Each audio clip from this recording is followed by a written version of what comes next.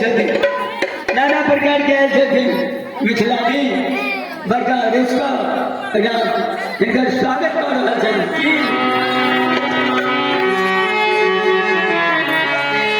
बाबा के बगीचा में अब जब चक्रवर्ती दशरथ के उपवास करे वर्णन को ऊपर से इनका पूजा मजबूरी में थे कि बाबा के बगीचा में निमाली के गछिया वही के सीताला बचा करे वही केवल के बाला में वही के सीताला भैया एक लड़का के तरफ ऐसा सादा दर्शक का परिणाम मिला सरकार सरकार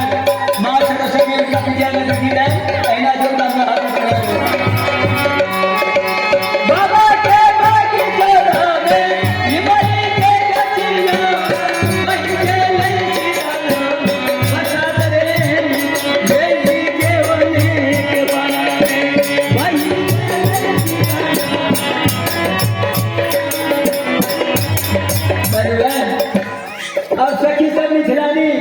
हमर मैं बहन काकी दीदी मौसी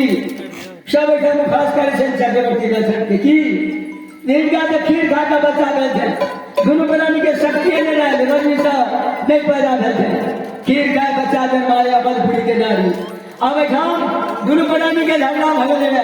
चक्रवर्ती दशरथ अपना बगीचा में जाकर बिछौना करके अकेले पड़े थे कि क्या हम आश्रम पूरा बने